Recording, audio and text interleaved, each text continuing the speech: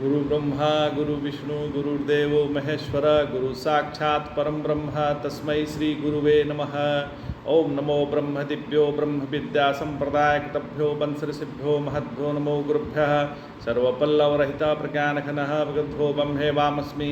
ओम नारायणं पद्मं वशिष्यं शक्तिं च तत्पुत्रं पराशरं च व्यासं सुखं गौडपदं महान्तं गोविन्दमुनिमथाशिष्यं श्रीशंकराचार्यमथास्पदपादं च हस्तामलकं शिष्यं तं तोटकं वर्तिकान्मस्य गुरुसन्ततो मानतोऽस्मि। श्रुतिस्मृतिपुराणानाम् आलयं करुणालयं नमामि भगवत्पादं शङ्करं लोकशङ्करं शङ्करं शङ्कराचार्यं केशवं बादरायणं सूत्रभाष्यकृतो वन्दे भगवन्तो पुनः पुनः।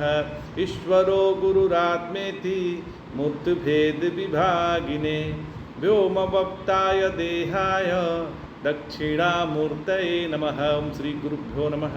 ओम श्री परमात्मने नमः।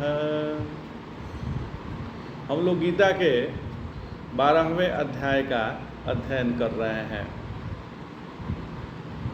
भगवान कहते हैं निर्ममः, तो करुणा तो करना है, करुणा तो करना है, लेकिन जैसे राजा जो जड़ भरत हुए हैं उनके जैसे करुणा नहीं करना है, क्योंकि उन्होंने हरिण के बच्चे पर करुणा करके जैसे बंध गए वैसे नहीं करना चाहिए। यह करुणा नहीं ममता है, ममता की फांस ले जाएगी महाराज, ये भी फांसी है। निरंकार, अहंकार बुरी चीज है, यह ज्ञान है, पर फिर भी हम उससे ग्रसित हैं। इसका कारण कर्ता भाव निर्माण, जहाँ कर्ता भाव निर्माण है, जहाँ जहाँ कर्ता भाव निर्माण है वहाँ वहाँ कर्तृत्वाभिमान होना निश्चित है, इसलिए अहंकार से बचना चाहिए।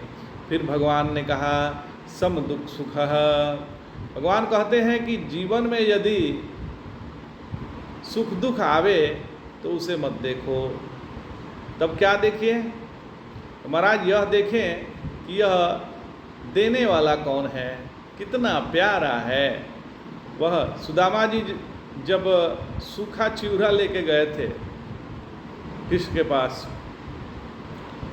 और वो अभी 4 रंग का था, 1 रंग का चिवड़ा नहीं था वो, क्योंकि वो भी भिक्षा वाला था।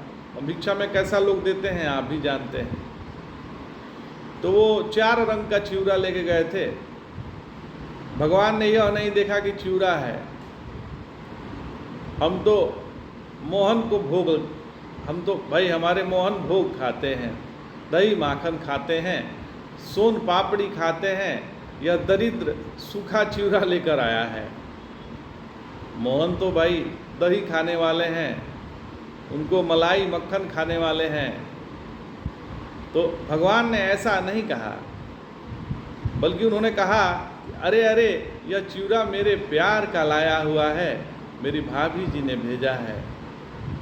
तो भक्ति की विशेषता क्या है? सांख्य दृष्टि से सुख दुख प्राकृत है और अविवेक के कारण होते हैं, अविद्या से जन्मे हैं। ये जो सुख दुख हैं उनका जन्म अविद्या से हुआ है, मतलब उसके वंशज हैं, अविद्या के वंशज हैं। तत्व ज्ञान की दृष्टि से सुख दुख की कोई सत्ता ही नहीं है। स्वरूप दृष्टि से सुख दुख का भेद कहाँ है? कोई नहीं। किंतु भक्त की दृष्टि से सभी सुख दुख अपने प्यारे का दिया हुआ है। ऐसा नहीं कि वह शरबत दे तो अब बड़े प्रेम से पिए और उसी गिलास में केवल पानी लेकर दे दे तो उसे फेंक दे। नहीं भाई, वही तो दिया है, वस्तु को मत देखो, उसके प्रेम को देखो, देने वाले को देखो, वह दे रहा है, इससे बढ़कर आनंद की बात क्या है। और फिर बोलते हैं क्षमी, कोई अपराध करे तो क्षमा कर दे। भगवान मनु भी कहते हैं क्रुध्यंत प्रतिना क्रुद्धेदाकृष्टः कुशलं वदेत आतिवादास्ति तिच्छेत नावमन्येत किंचन। अपने प्रति जो क्रोध करे उस पर क्रोध न करे, यदि कोई आप पे क्रोध करता है तो उस पर क्रोध मत करिए, कोई गाली दे तो उसे मीठा बोलिए, अपनी निंदा को सहन करिए और किसी का अपमान मत करिए।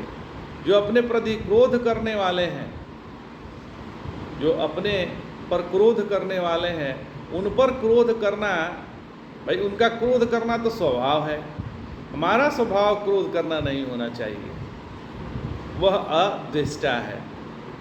परंतु यह भी उत्तम पक्ष नहीं है। उत्तम तो वह है उल्टे उसका उपकार करिए। महाभारत में कहा गया है, अद्वेष सर्वभूतेषु कर्मणा मनसा गिरा अनुग्रहम च दानम च शीलमेतत् प्रचक्षते। मन, वचन और कर्म से सभी प्राणियों से द्वेष न करना तथा दूसरे के प्रति दया करना और दानशीलता हो, यही शील कहा जाता है। योग दर्शन में कहा गया है, मैत्रिकरुणामुदितोपेक्षाणाम सुख दुख पुण्या पुण्य विषयाणाम भावानाचित प्रसादनम।